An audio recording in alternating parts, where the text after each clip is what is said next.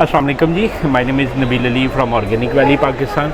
और फार्मर्स अभी मैं मौजूद हूँ बहुत अच्छे हमारे प्यारे फार्मर, खूबसूरत फार्मर जो है ना मॉडल फार्मर जो है ना फैज़ान साहब के साथ इधर दुबई में।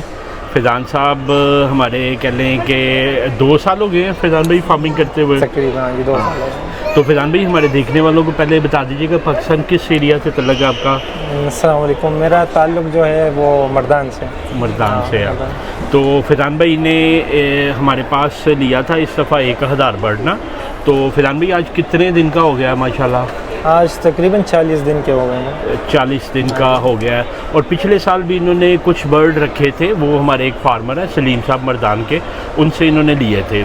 तो फैज़ान भाई के साथ मिलने का मकसद एक ये था कि जैसे आपको पता है कि हमारे ओवरसीज़ पाकिस्तानी के कुछ हम इंटरव्यूज़ कर रहे हैं कि वो लोग किस तरह सोचते हैं, उनका तजर्बा किस तरह का रहा और अल्टीमेटली उनका मकसद क्या है फार्मिंग शुरू करने का। तो फैज़ान भाई पहले तो बताइएगा कि आप खुद इधर हैं, तो उधर फार्मिंग कैसे मैनेज कर रहे हैं आप? मैं तो यहाँ से शिफ्ट होने का ही सोच रहा था कि अच्छा। वहीं पे जाके फार्मिंग पे ही फोकस करके हाँ छोटे से सेटअप जो हैं उसको बड़ा करने का सोच रहा था। सही। और है यही सोच अभी भी है, ऐसे नहीं कि वो सोच रहा था। हाँ अल्लाह खैर करे। इंशाल्लाह। तो सवाल क्या था आपका? मैं असल में पूछना ये चाह रहा था कि इधर बैठ के उधर कैसे मैनेज कर रहे हैं कैसे फार्मिंग? मैनेज करूँ? तो ये तो अचानक मुझे यहाँ पे किसी काम से आना पड़ा और मेरे भाई को अल्लाह ने दूसरा बेटा दिया तो वो उधर चले गए बड़े भाई। अच्छा भाई। तो मैं फंस गया इधर था, मेरा उधर ही बर्ड के पास ही होना था आपने। बर्ड के पास ही होना था। तो मजबूरन छोटे भाई को जो है ना उसको छोड़ दिया उधर वहाँ पे। हाँ। अल्लाह के आसरे पे और उनके बाद आपके जो है ना हमारी जिम्मेदारी है जी। माशाल्लाह माशाल्लाह, जैसे आपने और आपकी टीम ने उनको गाइड किया, समझाया और जो समझे इलिटरेट बंदे को, इलिटरेट मीन एजुकेटेड है लेकिन मतलब नहीं माशाल्लाह इलिटरेट ये कि he is BS computer sciences में हाईली क्वालिफाइड है, मगर पोल्ट्री का नॉलेज नहीं था उनका। नहीं था, इसमें इलिटरेट था, बिल्कुल जीरो था। बस अंडा खाना और पकाना आता है। नहीं वो मुझे तो पकाना भी नहीं आता। अच्छा माशाल्लाह, सही है। तो वो फार्मर ऐसे था कि फैज़ान भाई ने खुद शुरू करना था। हाँ। और इन्होंने 22 आपकी थी जनवरी डेट ना। हाँ जी भाई। और डेट वाज टू कोल्ड ना, ठंडे दिनों में इन्होंने जानवर लिया और आउट ऑफ सडन जो है ना ये आगे फरवरी नहीं 22 हाँ फरवरी 22 फरवरी आज हो गई है 31 मार्च हो गई ना। हाँ 22 फरवरी को, तो वो भी ठंडे ही दिन थे ना। हाँ बहुत हमारे यहाँ तो बहुत ठंड होती है। अभी भी ठंड है। तो वो इनको अचानक आना पड़ गया यूएई, तो ये वापस दुबई आ गए। तो फिर उधर मैनेज करना था। इनके भाई जो है ना उन्होंने रिसीव किया और हम उनको साथ चलाते रहे और फैज़ान साहब का बहुत अच्छा रिस्पांस रहा। इन्होंने एक ग्रुप बना दिया जिसमें मेरा भी नंबर शामिल था, आदिल साहब शामिल थे, फैज़ान भाई थे और इनके भाई, और उन्होंने माशाल्लाह बड़े अच्छे तरीके से पाला। तो अभी पूछते हैं कि तकरीबन 1.5 माह का बर्ड हो चुका है, तो फैज़ान भाई कितनी की मोर्टेलिटी हुई है और कितना मुश्किल पाया आपने एक दिन के चूज़े को पालना? बहुत मुश्किल था उसके लिए, तो फिर बहुत मुश्किल था। हाँ। और फिर जो आपके टीम ने गाइड करते रहे और वक्फा ब वक्फा 1 घंटे बाद 2 घंटे बाद उनसे बात होती रही, ये हो रहा है वो हो रहा है, मुरझा रहे हैं ये, तो you can take। तो जो आपके मैनेजर हैं आदिल साहब हैं, हाँ। तो उन्होंने उनको गाइड किया कैसे करें, टेम्परेचर मेंटेन करें। तो वो फिर टेम्परेचर पे उन्होंने फोकस किया और वेंटिलेशन का बताया कि इतना कर लें कि ठंड भी ज़्यादा ना लगे। हाँ। और ये वो भी सर्वाइव भी कर लें। तो अल्हम्दुलिल्लाह वो गाइड करते रहे और चलते रहे। हाँ। मोर्टेलिटी हुई थोड़ी बहुत हुई और जो थोड़ी सी हुई वो उसकी भी नहीं वो बताइएगा हमारे फार्मर्स को, आपके तजर्बे से भी सीखें कि 9 बर्ड वैसे मरे 1000 में से। हाँ 1000 में से वो आप में उस 1000 में से थोड़े से ज़्यादा भी भेजे थे आपने। अच्छा। काउंट किए 6-7 उसमें ज़्यादा भी थे। 6-7 1007 थे। तो थैंक यू सो मच इसके लिए। नहीं ओवर प्ले है जी। तो उसमें से कहते हैं 9 बर्ड पहले मरे हैं जो नेचुरल डेथ हुई है। उसके बाद फैज़ान भाई बताइएगा किस वजह से मोर्टेलिटी हुई? असल में हमने 2 फार्म बनाए हैं। एक बड़ा फार्म था कि हमने ये सोच के बनाया था कि ये जब ग्रो कर जाएं, बड़े हो जाएं, तो उसके बाद इनको हम शिफ्ट करेंगे बड़े फार्म पे। ठीक है। और ये जगह छोटी इसलिए रखी थी कि इसमें जो टेम्परेचर मेंटेन करना आसान हो जाए, क्योंकि बड़ी जगह को टेम्परेचर मेंटेन करना मुश्किल था। तो वो माशाल्लाह जो चिक्स हैं आपके वो बहुत अच्छे हैं और ग्रो करने में बहुत आगे निकल गए। और मेरा भाई स्टडी भी करता रहा, साथ में इसको भी करता रहा, चलाता रहा। तो फिर क्या हुआ कि तकरीबन 22 डेज़ के बाद वो ज़्यादा कंजस्ट होगी जगह उसके लिए, उनके लिए। तो जब एक दिन वो आया, उसने देखा तो उसमें काफ़ी ज़्यादा तकरीबन 52 मर गए थे, वो नीचे आके दब हाँ, गए। नीचे दब गए थे। तो वजह जब फिर आदिल साहब ने उनसे बात कर ली तो बताया कि जो है ना, उन्होंने मुझे भी वीडियो भेजी ग्रुप में शायद। तो जब हमने देखा वो जी जगह कंजस्ट थी, उन्होंने बताया भी मेरे भाई ने कि मैं इनको शिफ्ट भी करने वाला था। तो जब उन्होंने शिफ्ट किया फिर बड़े फार्म पे लेके वहाँ पे मैंने जो वेंटिलेशन का सिस्टम रखा था, पीछे एग्जॉस्ट, और वो एग्जॉस्ट जो है वो एक छोटे से बाथरूम के शेप में लगा हुआ है। तो उन्होंने बाथरूम का भी दरवाज़ा बंद किया होता, जो बड़ी हाल है वो उसका जो वेंटिलेशन जो आगे से विंडोज़ हैं, बड़ी बड़ी विंडोज़ बनाई हैं, वो एलुमिनियम के बनाई हैं। तो उन्होंने वो भी बंद किए होते कि इनको सर्दी ना लगे, और सब कुछ बंद किया हुआ था। तो बंद करने की वजह से, सफोकेशन की वजह से वो तकरीबन 38 तब मर गए। लेकिन अल्हम्दुलिल्लाह नेचुरल डेथ जो है इसके बाद कोई नहीं हुआ अल्हम्दुलिल्लाह। वो माशाल्लाह सही फिट है। मतलब अगर आप बात करें 52 एंड 38, ये कोई 90 के करीब हो गए, 100 कहने चले, 100 के करीब जो है ना जानवर मरा है, और वो भी 2 हादसों की वजह से। और यही आपके पास प्रॉपर फार्म होता तो हादसा से बच जाना था आपने। बिल्कुल बच जाना था। तो फैजान भाई अक्सर ये खौफ होता है, अभी हम कैमरे से पहले भी काफ़ी लंबी फार्मर में डिस्कशन हुई, फैजान साहब पूछ रहे थे कि 2-3 घंटे हम यही करते रहे। तो फैजान साहब पूछ रहे थे कि आपने जब फार्मिंग शुरू की तो आपको कितना इल्म था।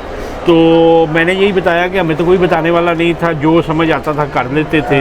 4 साल 3.5 साल अंडा नहीं दे सका मैं, जानवर पालना तो दूर की बात है। काफ़ी फनी स्टोरी तो उसमें फैजान भाई बताइएगा कि आपने जब फार्मिंग शुरू की, क्या ये जो हमें डर था कि हमें कोई बताने वाला नहीं था, क्या आपको भी ये डर था या हमारी टीम आपके लिए अप्रोचेबल थी? नहीं, पहले जो है मैंने इसे अचानक शुरू नहीं की। हमारे जो मर्दान में हमारे रिलेटिव हैं सलीम जावेद करके, वो आपके फार्मर भी हैं, तो उनसे मैंने पहले 200 लिया था, जो उन्होंने आपसे लिया था मैंने उनसे लिया। 200 चूज़ा बड़ा किया था, और वो अंडे माशाल्लाह जैसे आप बता रहे होते ना सारे व्यूवर्स को, जो 4 महीने बाद अंडा देते हैं, वो सब एग्जैक्ट वही ऐसे ही हुआ जैसे आप बता रहे हैं। तो 4 महीने बाद अंडा भी देने लगा अल्हम्दुलिल्लाह, वो सही प्रोसेस चलने लगा। और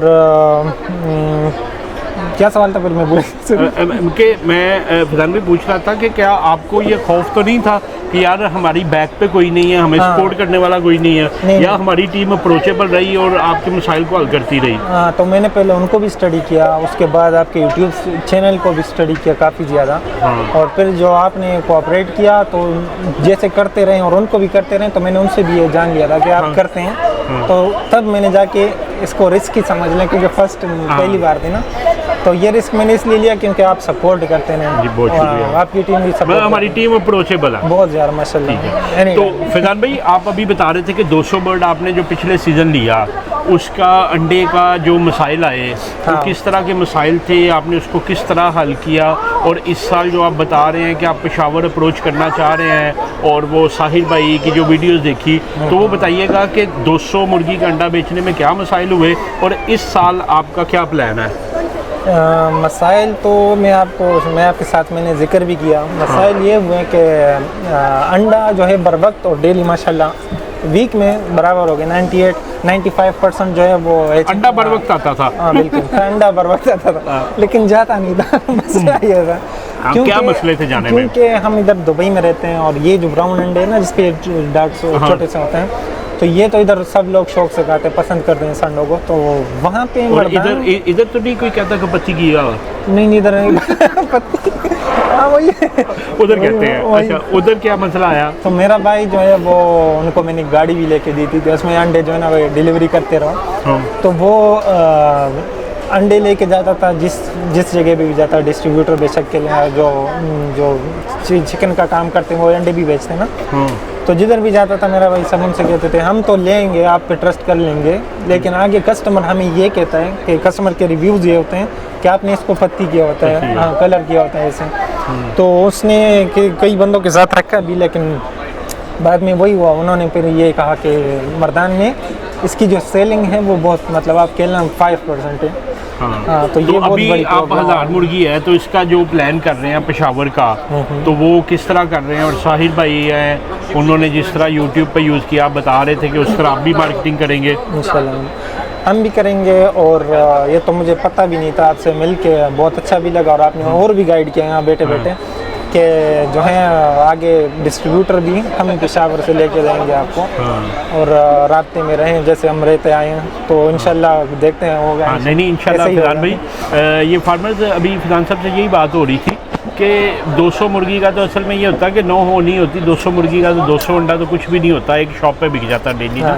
हमारे गांव में जो बेकरी है, मेरे बिल्कुल गांव वाले घर के साथ जो बेकरी है सजाद बेकरी, वो हमारा दोस्त भी है, 2 पेटियां तो डेली वो बेचता। अच्छा तो वो बेचना कोई इतनी साइंस नहीं है असल में। वो अच्छा ना जी फार्मर्स, वो एक बड़ा ही प्यारा क्यूट था बच्चा आया, उसने बंद कर दिया था। तो फार्मर्स जो हम बात कर रहे थे अंडा बेचने की, तो अभी फिजान भाई को मैंने कहा अगर हम सिर्फ अपना अंडा, इस वक्त मेरे पास 44,000 लेयर चल रही है और नेक्स्ट सीज़न जो 6 माह बाद आ रहा है 1 लाख मैंने गढ़नी है।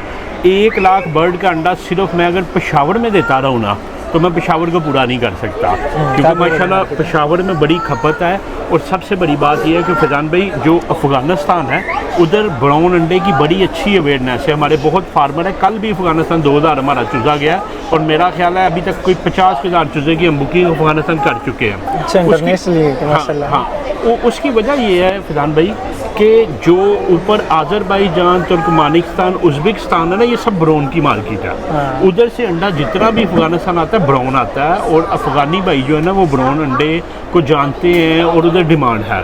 तो इनको हमने यही कहा है कि हम आपको जो है ना पेशावर के डिस्ट्रीब्यूटर्स दे देंगे, और बाकी भी जो KPK के फार्मर्स हैं, आपके पास पेशावर लगता है वो गेटवे टू अफ़गानिस्तान है, तो आपको कोई परेशानी नहीं होनी चाहिए। तो इंशाल्लाह आप सीख जाएंगे, जैसे फार्मिंग सीख गए अंडा बेचना भी सीख जाएंगे इंशाल्लाह। बस आप जैसे हेल्प करते हैं तो मैं ख्याल है कि अंडा क्या सब कुछ इसे अभी बड़े मज़े की इन्होंने बात बताई, कहते हैं जी मैं मार्केट टेस्ट की है कि वो चूज़े की ऐड लगाई, ज़रा बताइएगा वो क्या रिस्पॉन्स आया 1 माह का चूज़ा जो बेचना चाहता है। ये मैंने इनसे पहले ये सवाल किया कि आप यूट्यूब से कुछ कमा रहे हैं कि नहीं, तो इन्होंने कहा कि नहीं इतना फोकस नहीं कर रहे हैं उस पर। लेकिन ये पूछने की वजह ये थी कि मैंने इनसे कहा कि मेरे भाई ने ऐड लगाया चूज़ों का, तो उससे जो भी मार्केट चेक करने के लिए, ऐसे नहीं कि ख़त्म करने के लिए, तो उनसे जो भी रब्ता करते हैं तो वो पहला सवाल उनका ये होता है कि ये वो लोमन ब्राउन चूज़े हैं जो नबील भाई सेल करते हैं पाकिस्तान में। नहीं, आप अपना फार्मर आईडी बताया करें ना, हमारी वेबसाइट पे फार्मर आईडी भी आपका लगा हुआ, आप उनको बताएंगे उस दिन क्या है। बताता उनको कि मैंने जो है ना तकरीबन नाम भी लगा था 6, 7, 8 नंबर पे। क्या लोगों का रिस्पांस था, खरीदना चाह रहे थे, कितने पैसे देना चाह रहे थे? हाँ, वो तकरीबन 28 डेज का चूज़ा जब मेरे भाई ने ऐड लगाया 450 का आई थिंक। अच्छा, तो लोग लेना चाह रहे हैं, तो पट्टी का काम भी करना चाह रहे हैं आप? हाँ होगा। तो मैंने उससे भाई से ये भी कहा कि साइड में ये भी शुरू करते हैं, क्योंकि नबील भाई तो 100, 50, 30 किसी को नहीं देते हैं। हम ये कर लेंगे कि हम लाएंगे 1000, 2000 चूज़ा और 1 महीने बाद जो है उनको ऐसे ही दे देंगे। हाँ, बट्टी की शक्ल में दे। ये भी जी एक अच्छी लाइन है। बाकी ये कि हमारी तो फार्मर गपशप चलती रहेगी। फैज़ान भाई, एक हमारे जितने भी ओवरसीज़ पाकिस्तानीज़ हैं, असल में इधर आके आप लोगों से मिलने का मकसद भी ये था। सऊदीया, ओमान, कतर और जितनी गल्फ़ स्टेट्स हैं, इधर से कुवैत, बहुत से फार्मर्स हमें अप्रोच करते हैं। तो उनको बताइएगा कि क्या इस काम में आना चाहिए, और अगर वो इस काम में आए तो क्या ये उनके लिए एक महफूज बिज़नेस होगा?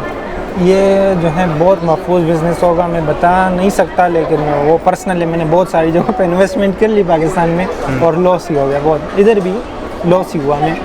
तो यूएई में भी? यूएई में हाँ, वो रेस्टोरेंट में लॉस हुआ। चले वो तो एक डिज़ास्टर था कोरोना का, उसकी वजह से, लेकिन हमने इन्वेस्टमेंट काफ़ी बड़ी की थी, उस वजह से लॉस में चला गया सब कुछ। तो फिर अल्लाह ने दोबारा रहम किया। लेकिन मैं बताने का मकसद ये है कि ओवरसीज़ पाकिस्तानियों को कि इन्वेस्ट करने के लिए आपको इतना बड़ा कुछ चाहिए नहीं। आपके इसके लिए, इस काम को शुरू करने के लिए आपको बड़ा कुछ चाहिए नहीं। ज़मीन हो या बेशक रेंट पे भी आप फार्म ले सकते हैं, और ज़मीन हो उसके बाद जो है आप फार्म बनाएं, और टाइम पे खाना देना होता है, केयर करना थोड़ी सी, जो आप नबील भाई की थी वो इधर बैठ के कर रहे हैं फैज़ान भाई। हाँ, मैं इधर से ही कर रहा हूँ, बिल्कुल इधर से ही केयर कर रहा हूँ दुआएं कर रहा हूँ माशाल्लाह जी। तो जैसे आपकी टीम गाइड कर रही है ना, वैसे आप अगर नए फार्मर को भी आप गाइड करते रहेंगे इंशाल्लाह आपकी टीम। तो ये है कि मैं मकसद ये बात करने का कि इन्वेस्टमेंट इस पर इतनी बड़ी नहीं होती। अगर 1000 चूज़ा आप कहें तो 1000 का क्या 190 तक, हाँ 1,90,000 90,000 का। तो इतना बड़ा कुछ बाकी नहीं होता। जैसी कमेटी डाली हुई है, लाख लाख रुपया करके हर मंथ डालना 1,000 चूजे पे। बिल्कुल बिल्कुल, हाँ। तो काफ़ी अच्छी जो है ना इसकी इनकम आती है इंशाल्लाह जी। तो बाकी ये है कि फार्मर्स आप जो है ना फैज़ान भाई के लिए ख़ास तौर पे जो ओवरसीज़ पाकिस्तानीज़ हैं वो फैज़ान भाई के लिए ज़रूर दुआ कीजिएगा। Thank you so much। और फैज़ान भाई आप भी जब बाकी फार्मर्स का देखें तो अब आप समझ सकते हैं कि उनके भी अपने एक मकसद हैं और ज़िंदगी अटैच है ना इस बिज़नेस के साथ, तो आप उनके लिए दुआ ज़रूर किया करें, सिर्फ खाली वीडियो ना देखा करें। बिल्कुल, मैं आपसे पहले भी बहुत मोटिवेट होता आया हूँ और अब मिल के जो और भी ज़्यादा मुझ में एनर्जी आ गई है। और वो आपकी बातों से भी, आपके पर्सनैलिटी से माशाल्लाह बहुत बंदा चार्ज होता है। बहुत शुक्रिया जी। ले जी फार्मर्स, आपका भी अगर कोई सवाल हो तो नीचे दिए गए नंबर 0300 9641 पे आप व्हाट्सएप करें। इंशाल्लाह हम कोशिश करेंगे कि जो फार्मर्स की रियल टाइम एग्जांपल्स हैं वो आप तक पहुंचाते रहें, ताकि आप ख़ुद फैसला करें कि आपको इस काम में आना चाहिए या नहीं आना चाहिए। मुझे और फैज़ान साहब को इजाज़त दें, इंशाल्लाह जो है ना मुलाकात होगी जी। अल्लाह हाफ़िज़।